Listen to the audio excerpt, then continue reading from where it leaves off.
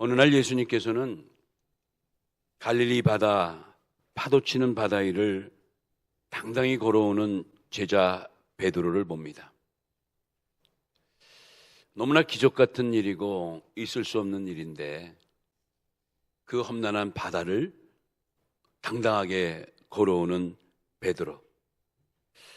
그런데 순간 그가 거친 바람을 보고 무서워해서 아래를 바라보다가 바다에 빠졌다는 이야기입니다. 이때 호우적대는 베드로를 향해 주님 달려가셔서 그를 붙잡아 주시고 끌어내 주시고 하신 말씀이 믿음이 작은 자여 왜 의심하느냐라고 지적을 하십니다. 너무나 잘 아는 갈릴리 바다의 이 사건을 읽으면서 오늘 우리가 받는 메시지가 뭡니까? 바로 그것은 지금의 나의 신앙이 혹시나 주께로부터 믿음이 작은 자라고 책망받는 믿음은 아닐까? 그러기에 우리는 다시금 내 믿음을 추스려서 믿음이 큰 자로 인정받는 이러한 자가 되어야 한다라는 것을 교훈받고 되새기고 다짐하게 됩니다. 이런 면에서 우리가 성경을 보면 믿음이 큰 자로 인정받는 신앙은 어떤 믿음이고 어떤 모습이고 믿음이 작은 자로 책망받는 신앙은 과연 어떤 모습일까? 저는 오늘 성경을 통해서 몇 가지로 살펴보며 은혜를 나누고자 합니다. 첫 번째, 큰 믿음이란 믿는 대로 소원이 이루어지는 신앙이다 라고 말할 수가 있습니다. 여러분, 믿음이 크다, 큰 믿음을 성경적으로 설명하라면 이렇게 설명하는 게 맞습니다. 믿는 대로 소원이 이루어지는 믿음, 그 믿음은 정말 큰 믿음입니다. 이 사복음서에 특별히 예수님이 많은 치유 사역을 감당하시는 내용들이 담겨 있는데 바로 그것은 예수님이 바로 하나님의 아들이자 이 땅에 오신 우리의 구주가 되시고 그분이 곧 하나님 되심을 깨닫게 하기 위한 하나의 방편으로 죽은 자도 살리시고 불치의 병도 고쳐주시고 물에 빠진 자도 이렇게 건져내 주시고 이렇게 우리에게 희망을 주고 힘을 주는 모습을 보여주는 거예요. 이 마태복음 15장에 가나안 여인이 등장하는데 내용인즉 그의 딸이 흉악한 귀신에 들려서 그 딸이 너무너무 고생하고 힘들어하는 거예요. 이 안타까운 사정을 예수님께로 와서 그 딸을 고쳐달라고 간청을 합니다. 그런데 예수님이 이 간절한 이 여인의 간청을 한마디로 이런 지하로 거절하십니다.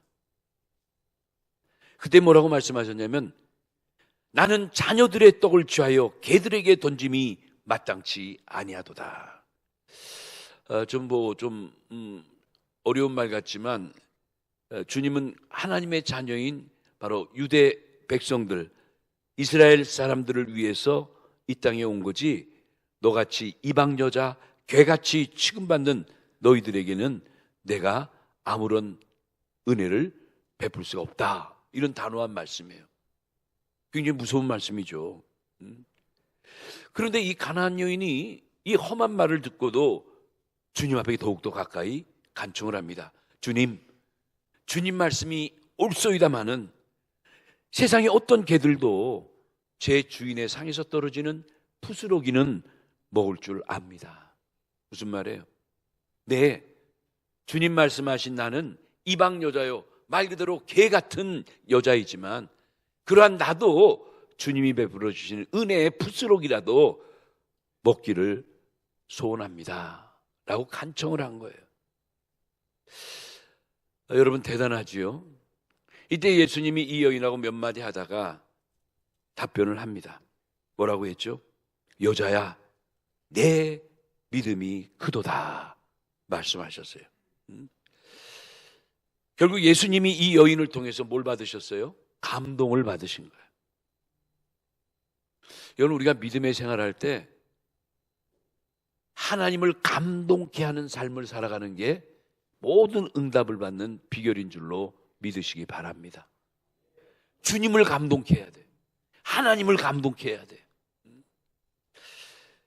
이때 예수님은 이러한 그 가나안 여인에게 내가 내 딸을 고쳐주리라 그런 말 하지 않으셨어요. 내 딸을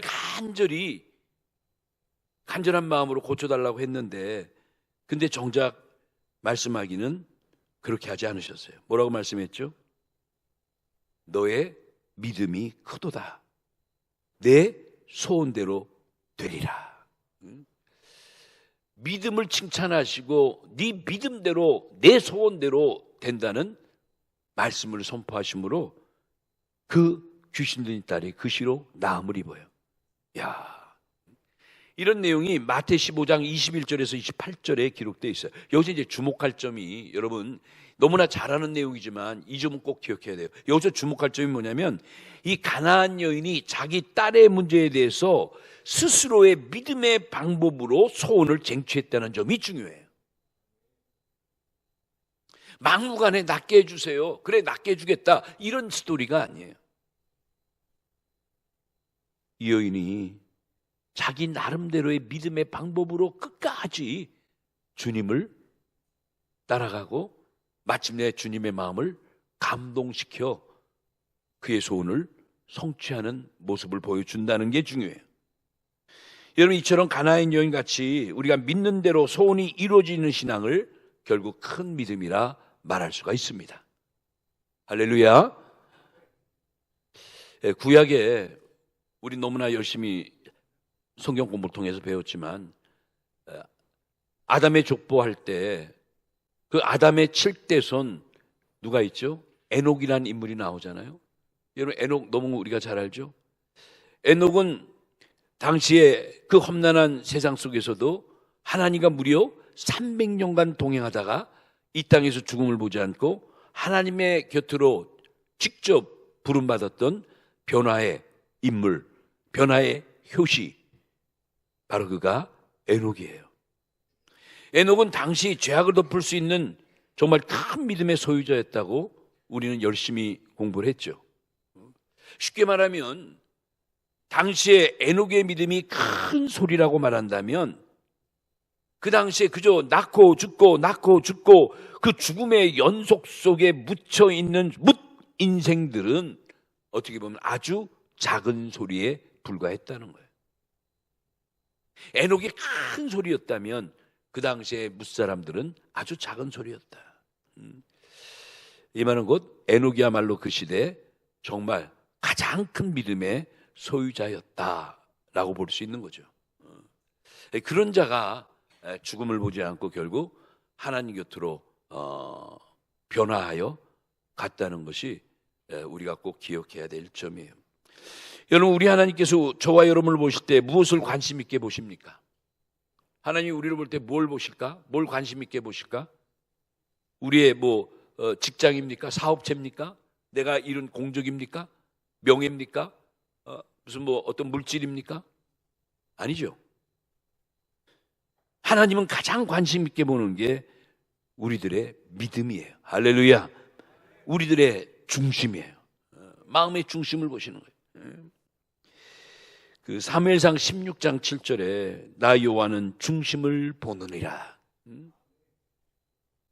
우리의 믿음, 우리 마음의 중심을 보시는 거예요. 그 마가복음 2장도 이제 중풍병자를 고치시는 치유의 기사가 있는데 그 마가복음 2장 5절에 보면 중풍병자를 고쳐주실 때 이 중풍병자를 주님 앞에 데려온 이 병자의 친구들이 믿음이 대단했어요. 4명의 친구들이 자기에 가까운 이 친구가 죽어가니까 당시 소문이 어떠한 질병이라도 예수님 앞에 데려가면 나음을 받을 수 있다는 소문은 들었겠다. 믿져야 본전이다라는 마음을 가지고 넓은 상에다가 내귀퉁이를 메고 끈을 달아서 예수님 앞으로 그 중풍병자 친구를 데려간 거예요.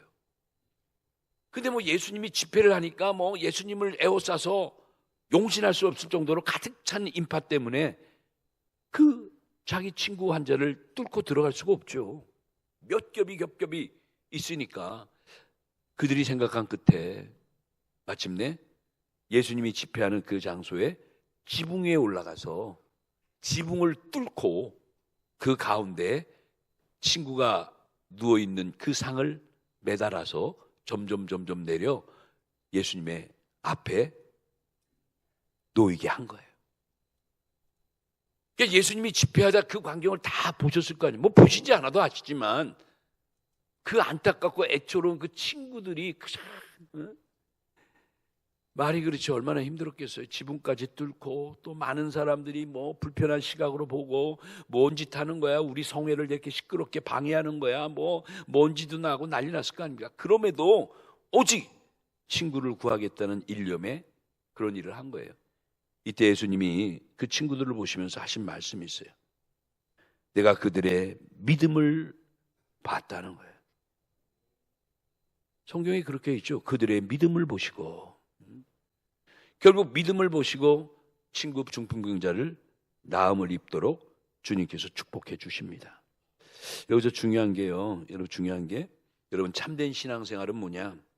신앙생활 가운데 일어나는 모든 문제는 믿는 대로 진행되고 믿는 대로 이루어진 것을 믿는 거예요. 무슨 말씀인지 알겠죠? 참된 믿음의 삶이란 뭐냐면 지금도 우리의 모든 문제가 우리의 믿음대로 진행되고 믿음대로 결국 이루어진다는 것을 믿고 살아가는 게 참된 신앙생활이다, 그거예요. 두 번째로, 큰 믿음이란 말씀대로 소원이 이루어지는 신앙입니다. 말씀대로 소원이 이루어지는 신앙이라. 자, 이제 또 한 곳에 보면 마태복음 8장 5절에서 13절, 8장 5절에서 13절 볼 때 백부장의 이야기가 나오죠. 이 백부장은 당시 로마의 군인으로서 이방 사람이에요. 유대 사람들도 아닙니다. 근데 그가 예수님의 소문을 듣고 주님을 구원의 주로 믿고 있었어요. 참 놀라운 일이죠. 그래서 어느 날 예수님께 달려나와서 간절히 요청을 합니다. 내용인즉 자기 부하가 있는데 그 부하가 엄청난 질병에 시달려서 지금 집에 누워서 몹시 괴로워하고 있다는 거예요. 쉽게 말하면 죽어가고 있다는 거예요. 당시에 뭐 백부장이면 그 권세 가지고 만방으로 약을 얻고 의원을 얻고 했을 텐데 아무리 애를 써도 남지 않으니까 결국 예수님께 와서 그 사연을 얘기한 거죠. 예수님이 그 백부장의 믿음을 보시고 그래, 내가 가서 너의 부하를 고쳐주리라 약속하십니다. 그런데 예수님이 이 약속을 하시자마자 백부장이 뭐라고 대답했냐면, 주여, 내가 가서 고쳐주라 했으니까 주님이 내 집에까지 오시는 것은 나는 감당할 수가 없습니다. 그저 이 자리에서 말씀만 하옵시면 내 하인이 날 줄로 믿습니다. 말씀만 하옵소서. 여러분, 얼마나 감동적이에요. 이 말씀이 마태복음 8장 8절에 있어요. 여러분, 당시의 분위기가 어땠죠? 예수님이 가시는 곳마다 많은 사람들이 손가락질을 합니다. 저 사람 막 귀신 들렸나 봐. 지가 무슨 하나님의 아들이라고 못 떠든다며. 저 잘못된 사람이야. 대부분의 사람들이 예수님을 배척하던 상황이었어요. 그런데 유대 사람도 아닌 이방 사람인 로마에서 파송된 군인인 백부장이 스스로 예수님 앞에 나와서 머리를 숙이고 공손하게 간청하는 걸 보면, 그러니까 예수님이 그가 뭐라고 말하기도 전에 그의 태도를 통해서 놀라셨을 거예요. 중요한 것은 그의 고백이에요. 주님이 우리 집까지 오시는 거 내가 감당할 수 없습니다. 굳이 그런 수고하실 필요 없습니다. 주님이 어떤 분이신데 당신이 하신 말씀 한마디면 어떤 병이라도 내 부하가 나음을 입을 줄 나는 믿습니다. 나는 당신을 그렇게 바라보고 그렇게 믿습니다. 여러분, 신앙 고백이에요. 예수님 앞에 이 백부장의 신앙 고백이에요. 아니 당시 분위기가 그렇게 부정적인 분위기인데 이러한 이방인을 봤을 때 예수님이 얼마나 또 놀라셨겠어요. 얼마나 감동받으셨겠어요. 뭐라고 말씀하시죠? 많은 제자들 앞에 얘들아 내가 진실로 너희에게 이르노니 이스라엘 중에 아무에게도 이만한 믿음을 내가 만나보지 못했노라. 진짜 감동받으신 거예요. 그러면서 하신 말씀이 가라 내 믿는 대로 될지어다. 여러분 아멘이죠. 백부장의 믿음을 그냥 그대로 받아주신 거예요. 그래 내 믿음 알았어. 내 믿음대로 가라. 그러면 내 믿음대로 이루어질 것이다. 여러분 백부장이 그 말씀 믿고 온전히 순종해서 그 부하의 집에 갔더니 그 부하가 그 시로 나음을 입은 것을 발견한 거예요. 예수님이 아까 그 말씀이 선포될 때 이 부하가 그 시로 나음을 입었구나 깨달은 거예요. 이 백부장은 정말 하나님의 말씀을, 주님의 말씀을 믿음으로 자기 부하의 병이 즉시 낫게 됐다는 것을 손수 뭐한 거죠? 체험한 거예요. 그런데 이 백부장은 이후에 어떻게 됐을까? 성경에는 나오지 않지만 아마 이 백부장은 그 말할 수 없는 그 희열, 기쁨, 정말 이분이야말로 정말 참이구나. 이번에 구원해 주구나. 내가 잘 만났구나. 여러분 진짜 신앙생활이 뭡니까? 뭐 진짜 신앙생활, 가짜 신앙생활하니까 좀 이상하지만 정말 진짜 참된 신앙생활은 뭘까? 여러분 잘 들으셔야 돼요. 하나님의 말씀이 온전히 믿어질 때 모든 일이 풀리고 그 말씀이 믿어질 때 어려우리라 했던 그 문제가 해결되는 것을 체험하는 삶이 곧 참된 신앙의 삶인 줄로 믿습니다. 여러분 우리가 그렇게 살아가야 돼요. 사실 우리가 그런 믿음의 기쁨 속에 나날이 살아가야 돼요. 오늘 또 어떤 문제가 있고 또 오늘 어떤 어려움이 닥친다 할지라도 굴하지 않고 누가 계시니까? 나의 주님이 계시니까. 이 모든 문제를 해결할 분이 내 곁에 계시니까 그 믿음으로 이겨나가는 것, 그게 바로 진정한 신앙의 삶인 거예요. 저는 바라기는 오늘 이 말씀을 듣는 모든 우리 성도들이 말씀의 축복대로 여러분의 소원이 이루어지는 이러한 복된 시간이 되시길 주님의 이름으로 축원합니다. 그런 신앙의 삶을 살아가도록 우리가 경주해야죠. 마지막 세 번째, 큰 믿음이란 주님이 원하시는 대로 소원이 이루어지는 것이다. 하나님이 원하시는 대로 소원이 이루어지는 신앙이 그게 큰 믿음이에요. 이 말씀을 좀 잘 들으셔야 되는데 마태복음 8장 2절에서 3절, 마태 8장 2절에서 3절에 보면 역시 여기도 나병 환자의 이야기가 나옵니다. 예수님께 한 나병 환자가 역시 찾아왔어요. 절하면서 이르되, 그 당시 나병 환자는 흔히 문둥병은 불치의 병이고 하늘의 저주의 병이라 생각했기 때문에 심각하죠. 나을 방법이 없는 거예요. 그러니까 이제 마지막으로 주님 앞에 와서 고백하기를, 주여 당신이 원하시면, 이게 중요한 게 주여 원하시면 이란 표현이에요. 그가 그런 표현을 한 거예요. 주가 원하시면, 주여 원하시면 저를 깨끗해 하실 수 있나이다. 여러분 이때 예수님이 그의 말을 듣고 손을 내밀어 그에게 대시면서 말씀하십니다. 내가 원하노니 깨끗함을 받으라. 주님이 그렇게 나음을 입는 걸 원하신대요. 내가 원하노니 깨끗함을 받으라 는 말씀을 하실 때 역시 그 말씀이 선포된 즉시 그의 불치의 병, 나병이 깨끗이 나음을 입었어요. 할렐루야. 참 놀라운 일이죠. 중요한 것은 바로 여기에요.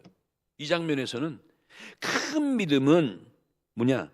주님이 원하셔야, 하나님이 원하셔야 문제가 해결되고 병도 낫고 모든 것이 해결된다는 점이에요.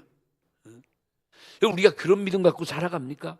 하나님이 나와 함께 하셔야, 주께서 나를 도와주셔야, 아버지께서 지금 나와 함께 동행해 주셔야 이 문제가 해결되고 이겨낼 수 있고 결국 일어날 수 있다는 그 믿음을 갖고 살아가는 게 중요하다는 거예요. 여러분, 우리가 정말 주님이 원하시는 것을 요구하고 주님이 기뻐하시는 것을 우리가 간구하고 있습니까? 어떨 때는 정작 하나님의 뜻과도 상관없고, 응? 그저 내 문제 갖고 급급해가지고 하나님이 기뻐하시고 하나님이 원하시고 하나님이 그거하고는 상관없이 그냥 내 문제만 갖고 끙끙거리고 다구치는 믿음으로 우리는 하나님을 윽박지르고 살질 않았는가? 이거 고쳐주세요. 이거 해결해 주세요. 막 금식까지 하고 소리 지르고 마치 응답해 주지 않으면 당신을 떠날 것 같이. 어떤 게 과연 우리가 진짜 참된 믿음인가? 그 간구하는 방법보다도 간구하는 내용의 진정성이 주님이 내가 구하는 것을 원하실까? 내가 간구하는 것도 아버지의 뜻일까? 이걸 생각하는 게 신앙의 수준이 다르다는 거죠. 누가복음 22장 42절에 보면 예수님이 십자가에 돌아가시기 바로 하루 전에 겟세마네 동산에서 성부 하나님과 이제 마지막 단판 기도를 하는 거예요. 아버지요, 내가 내일이면 십자가 못 박혀 죽는데 과연 내가 이 죽음을 받아들여야 하는 겁니까? 예수님도 어떻게 인성을 가지신 분이니까 십자가의 고난과 죽음에 대한 두려움이 없지 않아 있으셨겠죠. 마지막으로 그 십자가의 길에 대해서 아버지께 말씀드리는 거예요. 중요하게 말씀하시죠. 그런데 아버지요, 나의 원대로 하지 마옵시고 아버지의 원대로 되기를 원하나이다. 여러분, 이 말씀이 바로 예수님의 순종의 절정을 이루는 기도였던 거예요. 내 원대로 하지 마옵시고 아버지의 원대로 하옵소서. 여러분, 참된 신앙생활이 뭐라 그랬죠? 참된 신앙생활이 내 뜻대로 사는 것이 아니라는 거예요. 내 뜻보다도 하나님의 뜻이, 나의 소원보다도 아버지의 소원이 먼저 하는 삶을 살아가는 게 참된 신앙의 삶이라는 거예요. 그러니까 이렇게 하나님의 뜻을 앞세우는 사람들의 고백은 늘 아까 백부장처럼 말씀만 하옵소서. 그렇죠. 이미 믿는 거예요. 이미 믿음의 수준이 정상에 도착해 있는 거예요. 굳이 오셔서 안수하고 만져주고 일으켜주고 그런 접촉이 없어도 그저 말씀 한마디가 나음을 입는다는 그 절대적 능력을 인정해 드리는 거예요. 요한복음 4장에 보면 요한복음 4장 50절에서 51절에 역시 왕의 신하의 아들이 병들었을 때 그 신하가 예수께서 뭐라고 하셨어요? 가라, 내 아들이 살아있다. 아들이 죽은 줄 알았는데 그래가지고 눈물을 흘리며 어떻게 해달라고 왔는데 주께서 하신 말씀이 가봐, 내 아들 아직 죽지 않았어. 야, 그런데 이 왕의 신하가 주님이 주신 그때 그 말씀, 내 아들이 아직 살아있다, 가봐라, 그 말씀을 그대로 믿은 거예요. 자기 생각에는 아마 이쯤 이미 죽었을 텐데, 내 판단에는 내 아들이 이미 숨이 끊어졌을 텐데, 그런데 주님은 오히려 내 생각을 뒤집어서 아니라는 거예요. 빨리 가, 왜 나한테 있어? 빨리빨리 집에 들어가. 네 아들 지금 살아있어. 야, 말씀 그대로 믿고 갔을 때 놀라운 기적 같은 역사가 일어났다는 거예요. 여러분, 우리가 그 믿음이 과연 어떻게 생기는가 생각해 볼 때, 여러분, 믿음은 어떻게 생기죠? 대답해 보세요. 믿음은 어떻게 생긴다? 들음에서. 로마서 10장 17절 말씀 보니까 그러므로 믿음은 들음에서 나며 들음은 그리스도의 말씀으로 말미암으니라 라고 하셨어요. 그러니까 우리 신앙생활은, 우리의 믿음은 말씀을 들음으로 점점점 성장하고, 그리고 말씀을 들음으로 하나님이 기뻐하시고 원하시는 그 모습이, 그 뜻이 무엇인가를, 그 중심이 무엇인가를 우리가 알게 되는 거예요. 바라기는 여러분들도 오늘 이 주시는 말씀처럼 하나님이 정말 기뻐하시고 소원하시는 그 모습이 바로 그 세계가 어떠한 것인지, 그 내용이 어떤 것인지 우리가 좀 더 간파하고 좀 더 기도하며 하나님 앞에 나갈 때 마침내 우리의 모든 문제가 오히려 쉽게 해결되는 복된 역사가 임할 줄로 믿습니다. 여기까지 도달하는 게 큰 믿음이에요. 큽니다. 자, 결론 내릴게요. 결론. 그러면 작은 믿음이란 어떤 믿음일까? 오늘 큰 믿음과 작은 믿음에 대한 이 차이를 말씀하는데 저는 두 가지로 작은 믿음을 표현하고 싶어요. 첫째, 작은 믿음이란 예수님을 끝까지 바라보지 못하는 믿음이라. 끝까지 바라보지 않는 믿음. 바라긴 바라는데, 믿기는 믿는데 끝까지 믿지 못하고 끝까지 바라보지 못하는 거예요. 이게 작은 믿음이에요. 오늘 본문에 보면 마태복음 14장에 갈릴리 바다 위에서 일어난 사건이잖아요. 이 베드로가 오직 예수님만 바라보고 바다 위를 걸어갈 때는 아무리 출렁이는 물결도 두려움 없이 당당히 걸어갔어요. 나도 바다 위를 걸어가리라. I can walk on the water. 나도 예수님처럼 바다 위를 걸어갈 수 있어. 그 믿음 가지고 주만 바라볼 때 기적 같은 역사가 있고 물에 빠지지 않았어요. 그런데 순간 그에게 틈이 탄 거예요. 예수님을 바라보던 그의 시각이 순간 빗나가서 휘몰아치는 바람과 파도를 보고 넘실대는 바다를 보게 되는 순간 그는 두려움에 바다에 빠지고 말았어요. 뭘 우리한테 얘기하는 거예요? 끝까지 바라보지 못했다는 거예요. 순간이라도 틈이 생겼을 때 결국 그가 작은 믿음으로 추락해버린 거예요. 여러분, 오늘 우리 이 말씀 받으면서 다짐하고 기도할 것은 우리도 이 험한 세상 살아갈 때 무슨 일이 있어도 끝까지 주님만 바라보고 끝까지, 그렇죠? 말씀만 붙들고 나가는 신앙을 지켜나갈 때 이 죄악 가득한 바다와 같은 세상에도 빠지지 않고 능히 승리하는 우리가 된다는 사실을 기억하시기 바랍니다. 그래요. 근데 어둠은 그렇게 만드나요? 사단은 그렇지 않죠. 할 수만 있으면 우리의 틈을 비집고 들어와서 주님만 바라보는 시각을 흔들어 버리는 거예요. 초점을 흔들어 버리는 거예요. 두 번째로 작은 믿음은 결국 의심하는 믿음이다 라는 거예요. 의심하는 믿음. 여러분, 그 누가복음 21장을 보면 누가복음 21장은 예수님이 이제 인자가 이 땅에 올 때라는 거 보면 마지막 때 주님이 다시 오시는 그때 이 세상에 나타날 여러 가지 특징적인 징조에 관해서 몇 가지 말씀을 해주셨어요. 제자들이 물으니까 이때 주님이 어떤 표현을 하냐면 이런 표현을 하죠.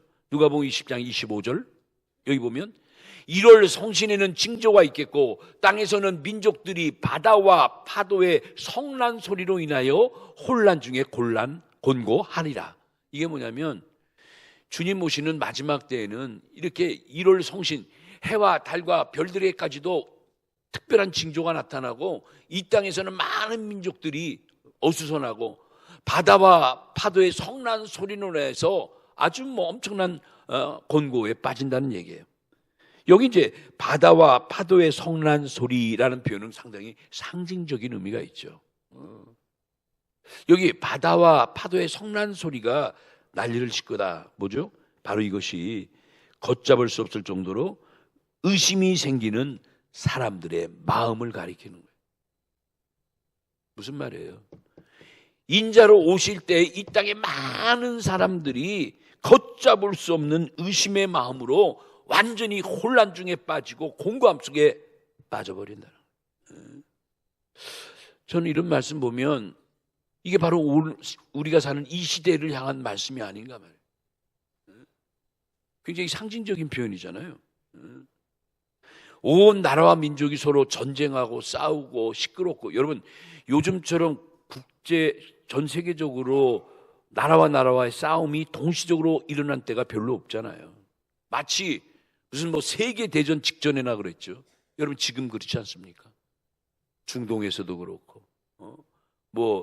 여러 나라에서도 뿐만 아니죠.